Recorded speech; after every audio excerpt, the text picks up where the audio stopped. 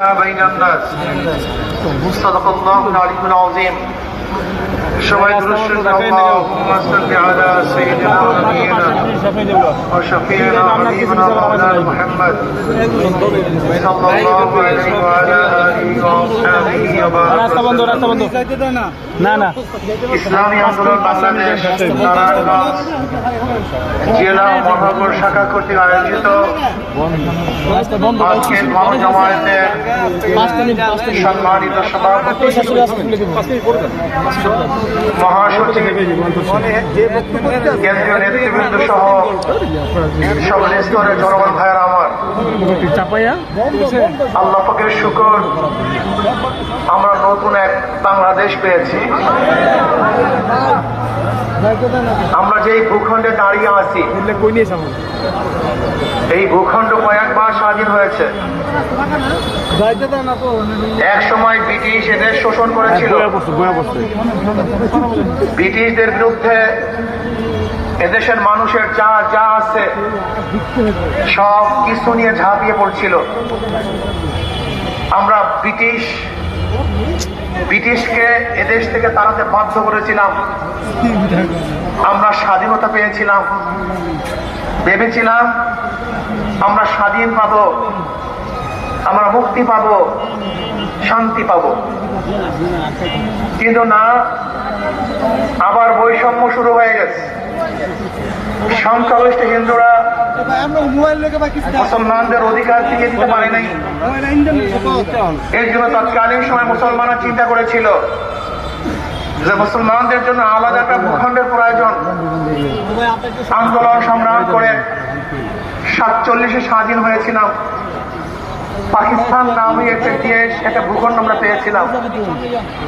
ভেবেছিলাম এবার শান্তি পাবো, মুক্তি পাবো, স্বাধীনতা অর্জন করব। কিন্তু দেখলাম পশ্চিম পাকিস্তানের লোক পূর্ব পাকিস্তানের সাথে মর্যাদা, তাদের অধিকার ফিরিয়ে দিতে পারে নাই। এর জন্য আবার তাদের বিরুদ্ধে আন্দোলন সংগ্রাম করে 71-এ আমরা বাংলাদেশ অর্জন করেছিলাম। ভেবেছিলাম এবার শান্তি পাবো, মুক্তি পাবো, বৈষম্য থাকবে না। কিন্তু 75 পর্যন্ত বাকশাল কায়েম করে এদেশের মানুষের কণ্ঠকে রুদ্ধ করা হয়েছিল, স্বাধীনতা হরণ করা হয়েছিল। আবার মানুষ ক্ষিপ্ত হয়ে 75-15 আগস্টের ঘটনা ঘটিয়ে ভেবেছিল মানুষ শান্তি পাবে, মুক্তি পাবে। কিন্তু এরপরে আমরা দেখলাম আমরা শান্তি পাই নাই, মুক্তি পাই নাই। যারা স্বাধীনতার পরে এই 53 বছর পর্যন্ত যারা শাসন করেছে, তারা আসলে মানুষের অধিকার ফিরিয়ে দিতে পারে নাই। এদের স্বাধীন হয়েছিল 3টে স্লোগানের ভিত্তিতে: সাম্য, মানবিক মর্যাদা, সামাজিক ন্যায় বিচার। কিন্তু 53 বছরে সাম্যতা মানুষ দেখে নাই। সাম্যতা কি মানুষ জানেও না। সাম্যতার অর্থ কি তা মানুষ জানেও না, ভুলে গেছে। এদেশ কোন স্লোগানের ভিত্তিতে স্বাধীন হয়েছিল তাও আমরা জানি না। সাম্য, সবাই সমান, বাংলাদেশের নাগরিক, সবার অধিকার সমান, বাকশক্তির অধিকার সমান, চাকরির অধিকার সমান, ব্যবসার অধিকার সমান, কথা বলার অধিকার সমান, চলার অধিকার সমান, বাসস্থান সমান, চিকিৎসা সমান, শিক্ষা সমান, অন্ন বস্ত্র সমান। কিন্তু সাম্যতা বাংলাদেশের মানুষ দেখে নাই, চিন্তাও করে নেই। মানবিক মর্যাদা, আজকে নেতারা, ধনত্বরা একটা কুকুরকে নিজের হাতে খাওয়িয়ে দেয়, বিছানায় তুলে। কিন্তু আশরাফুল মাখলুকাত, এই মানব সন্তানকে, এই নর পিপাসা শান্তি দিতে পারে নাই, মর্যাদা দিতে পারে নাই। তাদের সাথে জানোয়ারের চেয়েও খারাপ আচরণ করা হয়েছে। মানবিক মর্যাদা প্রতিষ্ঠিত হয় নাই। সামাজিক ন্যায় বিচার, ভেবেছিলাম সবার জন্য বিচার সমান হবে। কে দল করে, কে দল করে না, কে গরিব, কে ধনী, কে শিক্ষিত, কে মূর্খ, কে বড় লোক, কে ছোট লোক, কে কুলি আর কে মালিক। না, যে ব্যক্তি অন্যায় করবে তার বিরুদ্ধে রায় যাবে, অন্যায় করবে না, সে যতই আমার শত্রু হোক না কেন সে মুক্তি পাবে। কিন্তু সামাজিক ন্যায় বিচার আমরা দেখি নাই। আমরা কি দেখেছি?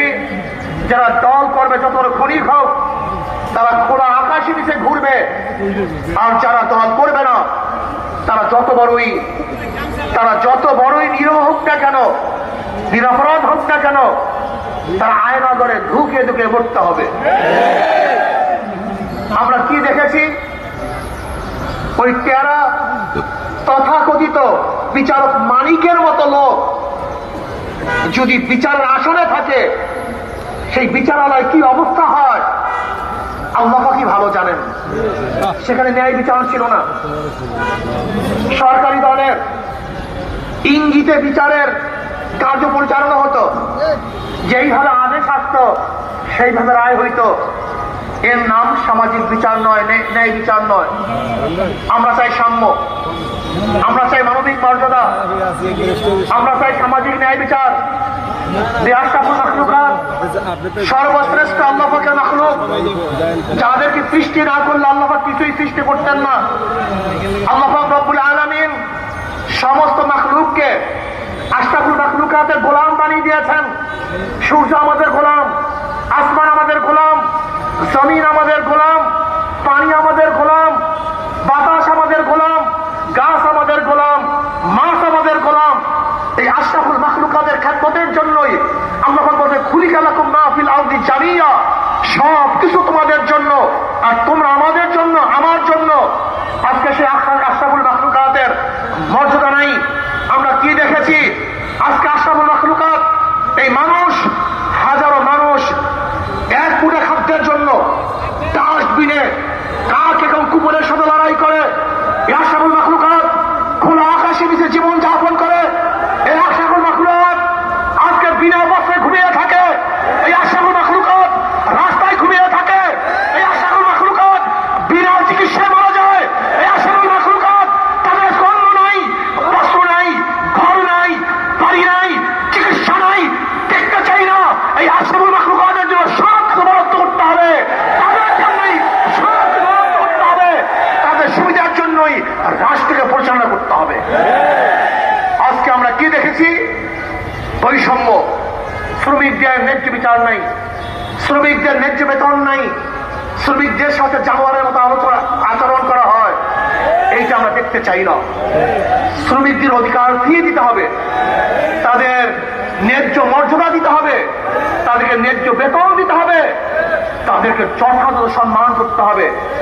আজকে রেমিটেন্স যোদ্ধা যারা বাংলাদেশে টাকা প্রেরণ করে, আমার বিদেশের ভাইরা যারা কষ্ট করে মাথার ঘাম পায়ে ফেলে আমাদের দেশের টাকা পাচার করে, আর আমাদের দেশের চোর এবং ডাকাতরা সেই টাকা বিদেশে পাচার করে। রেমিটেন্স যোদ্ধাদেরকে সম্মান করতে হবে, ইজ্জত করতে হবে। ইয়ার পরে যখন তারা আসবে তাদের শ্রদ্ধা করতে হবে, সম্মান দেখাতে হবে, তাদেরকে সম্মান সূচক শব্দ ব্যবহার করতে হবে। মোহতারাম, জনাব অথবা স্যার বলেন, যে শব্দগুলি সম্মানীয় শব্দ, এই সম্মানিত শব্দ তাদের জন্য প্রয়োগ করতে হবে। তারা আমাদের যোদ্ধা, তারা এই দেশের রেমিটেন্সকে উন্নত করার জন্য, আমাদের অর্থকে চাঙ্গা করার জন্য তারা সবচেয়ে বড় যুদ্ধ করতেছে। কাজে তাদের জন্য আমাদের মহাব্বত, ভালোবাসা সব কিছু জাহির করতে হবে। তারা আমাদের দেশকে বাঁচাবার জন্য হাজারো চেষ্টা করতেছেন। আজকে মহিলাদের সমান অধিকার নয়, ন্যায্য অধিকার প্রদান করতে হবে। আমার মা বোনকে ন্যায্য অধিকার প্রদান করতে হবে। যার যেখানে যেই মর্যাদার প্রয়োজন সেই মর্যাদা তাদেরকে দিতে হবে। আজকে ছাত্রদেরকে পড়াশোনার ব্যবস্থা করতে হবে। হাজার গরিব মেধাবী উচ্চশিক্ষায় শিক্ষিত হতে পারে না। অর্থের জন্য রাষ্ট্রকে অবশ্যই প্রত্যেকটা ছাত্রের জিম্মা গ্রহণ করতে হবে। রাষ্ট্র একজন ছাত্র পড়াশোনার ব্যবস্থা করবে, সমস্ত জিম্মাদারি থাকবে রাষ্ট্রের। ব্যক্তিগত কোনো টাকায় কোনো ছাত্র যেন পড়তে না হয় সেই ব্যবস্থা রাষ্ট্রকে করতে হবে। আমি আজকে লিডার থেকে বলবো, মালয়েশিয়ার প্রেসিডেন্ট মাহাথির মোহাম্মদ অসুস্থ, তাকে অপারেশন করতে হবে। সবাই পরামর্শ দিয়েছেন আমেরিকা যান, ইংল্যান্ড যান, অপারেশন করেন। তিনি বলেছেন না, আমার দেশে হসপিটাল করো, আমি এখানে চিকিৎসা করব, অন্য জায়গায় আমি চিকিৎসা করব না। আজকে এই দেশের লিডারদেরকে বলবো, তোমরা বাহিরে চিকিৎসা নাও, কিন্তু আমাদের দেশের হসপিটালের অবস্থা কি? 12টা বাজিয়ে দিয়েছ, এখানে কোনো চিকিৎসা বলতে কিচ্ছু নেই। প্রত্যেকটা লিডারকে বাংলাদেশে চিকিৎসা দিতে হবে, তাহলে ইনশাআল্লাহ আমাদের হসপিটালগুলো উন্নত হবে। আপনারা দেখেছেন এদেশের প্রত্যেকটা লিডারের সন্তান বাহিরে পড়াশোনা করে,